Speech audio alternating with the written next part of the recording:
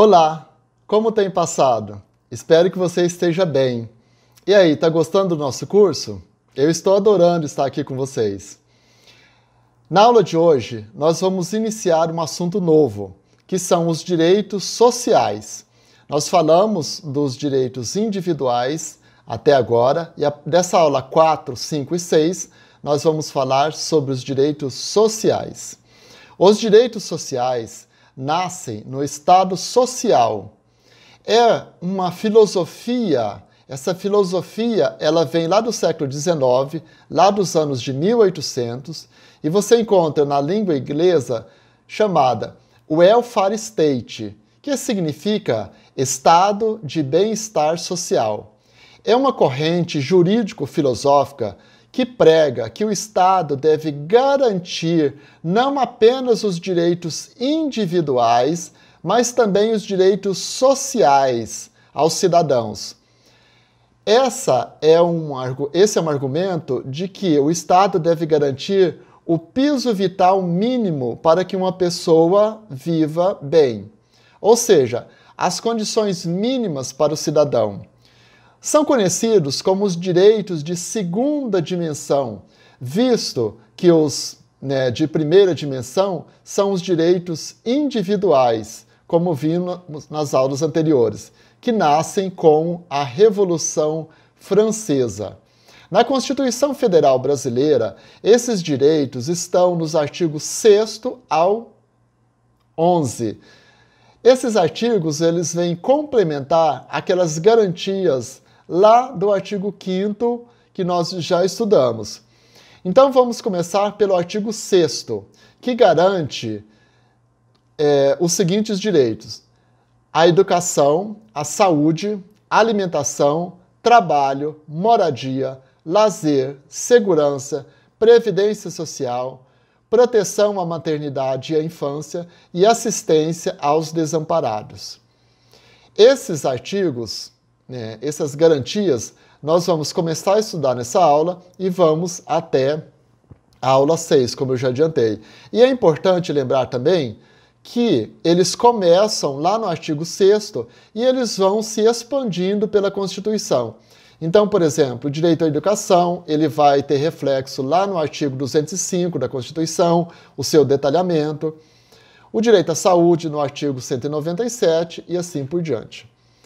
Vamos ver cada um deles em separado. Começamos aqui pelo direito à educação. É um direito muito importante para a nossa sociedade. Assim como os direitos individuais, os direitos sociais são muito importantes. A educação, como eu já adiantei na abertura desse curso, a educação liberta a pessoa. Ele tem início lá no artigo 6º e depois ele vai ser detalhado nos artigos 205 a 214 da Constituição Federal. Note que a Constituição deu bastante espaço para proteger esse direito que é tão importante para todos os cidadãos. No artigo 205, fala que a educação é direito de todos e dever do Estado e da família. Esse artigo foi regulamentado pela Lei 9.394 em 1996, conhecido como Lei de Diretrizes e Bases da Educação, a famosa LDB. Nela estão contidos os principais princípios para o ensino no Brasil. Eles estão no artigo 3º dessa lei e são: o primeiro deles, igualdade de condições para o acesso e permanência na escola. Significa que o poder público tem que oferecer escola para todos, escola gratuita. O segundo, liberdade de aprender, ensinar, pesquisar e divulgar a cultura, o pensamento, a arte e o saber. Quer dizer que você pode pensar e agir dentro daquilo que você acredita. É vedada a opressão de ideias, de grupos dominantes, por exemplo. Dentre outros princípios estão o de garantia de gratuidade do ensino público. Outro, a oferta de ensino público e privado. Então, significa que o Estado tem que promover o ensino público e autorizar o ensino privado.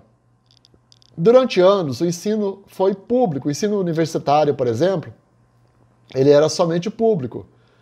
Foi a partir do governo do Collor que ele reformulou, reorganizou, por meio de uma emenda constitucional, o artigo 205, e passou o ensino universitário autorizado a funcionar em universidades privadas. A Constituição Federal, no artigo 212, prevê os percentuais de investimento em educação no país. A União deve investir pelo menos 18% e os estados, Distrito Federal e municípios, pelo menos 25%. Esses são indicadores importantes e caem bastante em concurso. Então é só memorizar esses números para você conseguir fazer as questões também. Um outro direito social importante, importantíssimo, eu diria, é o direito à saúde. É direito de todos e dever do Estado também. Está previsto lá no artigo 197 da Constituição Federal.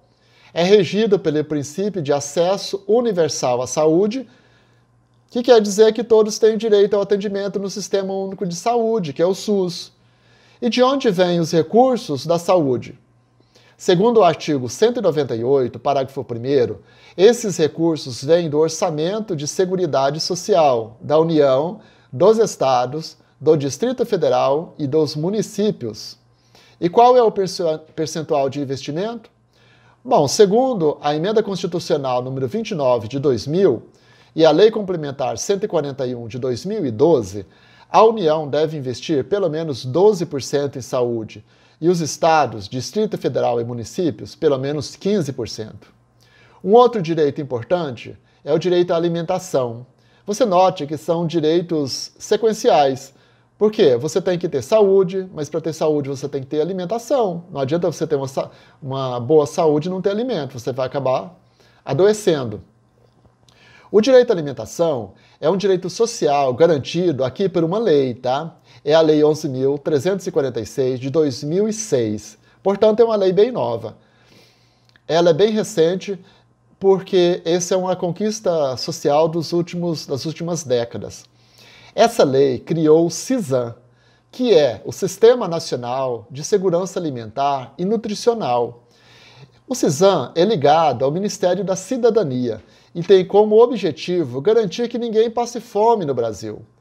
Dentre outros direitos estabelecidos pelo CISAM, está o acesso à água, o Bolsa Família, distribuição de cestas básicas, dentre outras tantas ações sociais. Esse Bolsa Família aqui, ele teve início, é um projeto que ele teve início com o Fome Zero, então a história dele é bem anterior, mas ele acabou sendo positivado mesmo por meio dessa lei. Tudo isso para garantir a dignidade da pessoa humana, que é um princípio fundamental da Constituição, que está lá no artigo 1º da Constituição, que é a base da nossa Constituição. Um outro princípio também muito importante, que é para garantir a nossa dignidade, é o direito ao trabalho. Não adianta você ter saúde, não adianta você ter alimentação, mas se você não conseguir trabalho, é muito difícil viver sem trabalho, faz parte da dignidade humana também. Não confunda aqui direito ao trabalho com o direito dos trabalhadores. É uma divisão doutrinária, você tem que ficar atento a isso. O direito dos trabalhadores estão previstos no artigo 7º da Constituição Federal. O direito ao trabalho é mais amplo, significa que é um direito de acesso ao trabalho. Ele está previsto no artigo 170, no caput da Constituição Federal, no artigo 170 caput, nos seguintes termos: a ordem econômica, fundada na valorização do trabalho humano e na livre iniciativa, tem por fim assegurar a todos a existência digna, conforme os ditames da justiça social. Portanto, são direitos socialistas, porque a nossa Constituição ela é compromissária, ela é uma Constituição híbrida, que tem direitos capitalistas e direitos socialistas.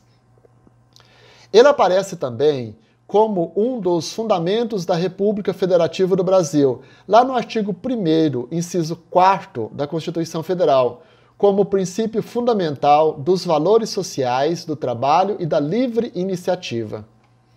Esse direito também aparece como uma das dimensões do Estatuto da Cidade, que é a Lei 12.587 de 2012, que é a regulamentação dos artigos 182 e 183 da Constituição Federal. Ou seja, não existe política urbana sem o trabalho. Recapitulando, então tem o artigo 182 e 183 da Constituição Federal, que trata da política urbana. A política urbana foi regulamentada pela Lei nº 12.587 de 2012, que é o Estatuto da Cidade. O Estatuto da Cidade tem, em uma das suas dimensões, o trabalho. Portanto, ter trabalho digno e honesto é um direito fundamental e um direito social de todos os brasileiros. Já os direitos trabalhistas estão previstos nos artigos 7º ao 11º da Constituição Federal.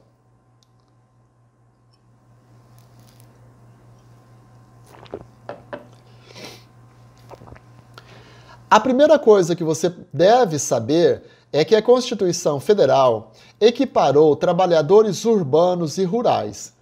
Até então existia uma discriminação, por assim dizer, dos trabalhadores rurais em relação aos trabalhadores urbanos. Para a Constituição Federal, todos são iguais, todos são simplesmente trabalhadores. E inclusive, a empregada doméstica, viu? Os direitos dessa categoria dos trabalhadores domésticos, tão importante para a vida de todos nós, foram incluídos na Constituição Federal por meio da Lei Complementar número 150 de 2015. Aqui, pessoal, já vou dar uma dica para vocês em relação a estudo para concurso e também para o exame de ordem. Toda vez que um direito for incluído por uma lei complementar, significa que esse direito, que esse assunto tem muita chance de cair em concurso. Porque como a Constituição, a forma originária dela é de 88, significa o quê? As bancas examinadoras sempre pensam da seguinte forma: vamos pegar as normas mais recentes e questionar em concurso. Então, tudo que tiver lei complementar, fique de olho, que tem grande probabilidade de cair em concurso. Não sabia dessa, né? Pois é, essas dicas a gente acaba aprendendo. Então, essa lei complementar trouxe diversas mudanças quanto à jornada de trabalho, FGTS, adicional noturno, intervalo de alimentação, salário família, dentre tantos outros direitos para os trabalhadores domésticos. Veja com calma essa lei complementar, porque ela é muito importante. Continuando aqui, os direitos trabalhistas estão garantidos no artigo 7º da Constituição Federal e são distribuídos, gente, em 34 incisos. Destaco aqui alguns deles, mas é importante que você dê uma olhada lá na lista completa do artigo 7º.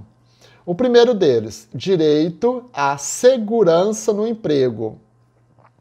Preste atenção, já começa aqui. Segurança no emprego é diferente de seguro-desemprego. Então vamos lá. Segurança no emprego significa a proteção contra a despedida arbitrária ou sem justa causa e está previsto lá no inciso 1º do artigo 7º. Já o direito ao seguro-desemprego está garantido no inciso 2 do artigo 7º e está regulamentado pela Lei 7.998 de 90, que é a Lei do Seguro-Desemprego. Então, o seguro-desemprego é um seguro, então significa que você vai receber um valor durante o tempo que você precisar. O seguro-desemprego, antes, ele era de 6 meses.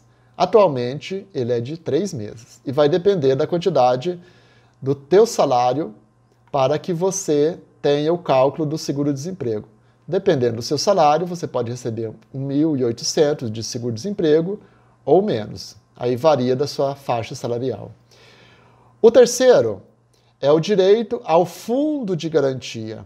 Esse direito é previsto no inciso 3, aqui do artigo 7º. Aqui cabe uma observação, pois ele é ao mesmo tempo um direito como também um dever. É um dever do empregador e um direito do empregado. Importante lembrar, gente, que esses direitos são direitos de segunda dimensão e eles foram inseridos aqui no Brasil. A Constituição brasileira de 88, ela garante esses direitos. Mas esses direitos começaram a ser inseridos na Constituição lá no governo de Getúlio Vargas. Então são direitos bem antigos e na Constituição Federal ele ganhou várias dimensões. Mas essa história mesmo começou lá com Getúlio Vargas. Destaco também o direito de irredutibilidade do salário, que lá no inciso 6º do artigo 7º. Mas atenção, existe uma exceção. O salário pode ser reduzido quando houver um acordo em convenção ou acordo coletivo. É uma regra que cai bastante em concurso público, portanto, fique atento. 13º e salário mínimo também são garantias desse artigo 7º. Férias, igualdade de salário entre homens e mulheres, dentre tantos outros. Então, fique atento, dê uma olhada nesse artigo 7º, porque esse artigo é muito importante. Destaco aqui uma observação, um assunto bastante cobrado também em concurso, que é o direito de greve.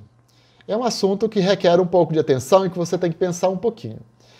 Ele é garantido pelo artigo 9º da Constituição Federal. O artigo estabelece que quem decide se deve parar ou não são os trabalhadores. Então, é uma prerrogativa dos trabalhadores. Fique atento a isso. Essa paralisação pode ser parcial ou total. Essa é a regra geral. Fique atento a isso, pois a regra muda para o servidor público.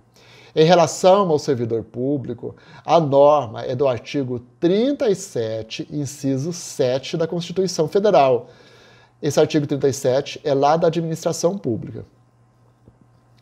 O assunto foi parar no STF, pois antigamente os servidores públicos não tinham direito de greve. O STF decidiu que a greve dos servidores deve atender ao princípio da continuidade dos serviços públicos. Então, o que isso quer dizer? Ela não pode ser total, como na iniciativa privada. Funcionários da iniciativa privada podem fazer paralisação total. No serviço público, não pode, ela tem que ser parcial. Por quê? Porque existe na administração pública o princípio da continuidade dos serviços públicos. Por esse motivo, a paralisação dos serviços públicos, dos servidores públicos, quaisquer que sejam, pode ser apenas parcial e deve ser comunicada previamente com uma antecedência mínima de 72 horas. Dessa comunicação são os servidores públicos comunicando ao órgão a qual ele trabalha que eles vão entrar em greve, para que o serviço público possa promover ali a continuidade dos serviços públicos.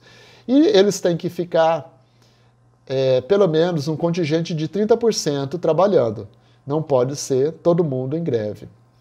Fique atento a esses detalhes que são cobrados, como eu já adiantei, muito em concurso. O outro direito social importante, que nós vamos comentar, é o direito à moradia.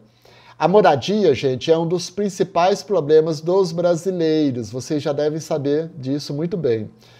Ele é tão importante que tem uma emenda constitucional só para ele. Olha aqui a emenda constitucional de novo. Tudo que tem emenda constitucional você tem que ficar de olho. É a emenda número 26 de 2000. Já vai memorizando aí. Emenda 29 é da educação, emenda 26 é da moradia. Vá memorizando. Ele aparece como garantia constitucional também lá no artigo 23, inciso 9º, que delega a todos os entes federativos, ou seja, União, Estados, Distrito Federal e municípios, aqui nós estamos falando de pacto federativo ou de federalismo, a obrigação de promover programas de construção de moradias e melhoria das condições habitacionais e de saneamento. É uma previsão constitucional muito importante, porque a habitação e saneamento, gente, figuram dentre os principais problemas do povo brasileiro. Então, você tem uma ideia, 80% das cidades brasileiras não têm saneamento básico. A moradia é tão importante que existe até uma lei dizendo que o bem de família é impenhorável. Olha aí. Trata-se da Lei 8.009 de 90, que também tem a finalidade de atender a esse direito social que é a moradia. Também a súmula 364 do STJ decidiu pela impenhorabilidade do bem de família, também por pessoas solteiras, separadas ou viúvas. Então, se você é solteiro, se o seu único bem é uma casa, ele não pode ser penhorado. Atenção, fique atento ao direito à alimentação e à moradia, né? Pois ele já foi alterado, esses direitos já foram alterados 2 vezes. Por causa desses 2 direitos, a gente tem 2 alterações na Constituição Federal. Então, ele é um assunto bastante cobrado em concurso mesmo. Direito ao transporte. Pessoal, o direito ao transporte é um complemento do direito de ir e vir, que é uma garantia fundamental, direito individual. E aqui ele se completa. Porque o que adianta você ter o direito de ir e vir se você não tiver a condução para ir e vir? Não faz sentido, né? Então, o direito ao transporte é um direito social que complementa um direito individual, que é o direito de ir e vir. Pois para você se locomover, a necessidade de estradas, ruas, meios de transporte, da própria infraestrutura de transporte, do ônibus, do carro, etc, etc. O transporte tem uma função social muito importante. Já parou para pensar que sem transporte você não sai de casa, você não vai à escola, você não vai ao trabalho, você não se diverte? Pois bem, por transporte entendemos tudo que nos leva a algum lugar. Carro, avião, bicicleta, etc. Por isso precisamos de infraestrutura. Avenidas, ruas, viadutos, pontes, ciclovias, aeroportos, rodoviárias. Uma infinidade de infraestruturas para que você possa ir e vir. Nós vamos falar de segurança também daqui a pouco, porque a segurança também é importante. Que adianta você ter tudo isso e não conseguir sair à rua por medo de bandido? Então, está vendo como tudo isso é tão importante para todos nós? E fique atento, hein? Isso é cobrado em banca de concursos. Vamos ver? Separei aqui uma questão da concurso de técnico administrativo lá do TRT, da Fundação Carlos Chaga. A história é a seguinte: tendo em vista a disciplina da Constituição Federal a respeito do direito de greve, considere as seguintes assertivas. Primeira, é vedado, em qualquer hipótese, o exercício do direito de greve pelo empregado público. Segunda, a lei definirá os serviços ou atividades essenciais e disporá sobre o atendimento das necessidades inadiáveis da comunidade. Terceiro, o exercício válido e regular do direito de greve por toda e qualquer categoria profissional depende de prévia previsão em lei que o autorize. Está correto o que se afirma apenas em letra A, 2, letra B, 3, letra C, 1, letra D, 1 e 2, letra E, 2 e 3. Consegue responder? Vamos lá então resolver? A resposta correta é a alternativa A. A primeira está errada porque o servidor público tem direito de greve garantido no artigo 37, inciso 7. A terceira também está errada porque o direito de greve não depende de lei, pois está garantido no caput do artigo 9º da Constituição Federal. É isso aí. Espero que vocês tenham aprendido alguma coisa aqui comigo nessa aula. Esse assunto é um assunto muito interessante. Aprenda a gostar desses assuntos, porque é tão bom quando você aprende um assunto que é complexo, significa que você está evoluindo. Eu fico muito feliz de participar dessa evolução com você. Se tiver dúvida, já sabe, comente aqui que nós vamos esclarecer. E nos vemos na próxima aula. Um abração para você. Até mais.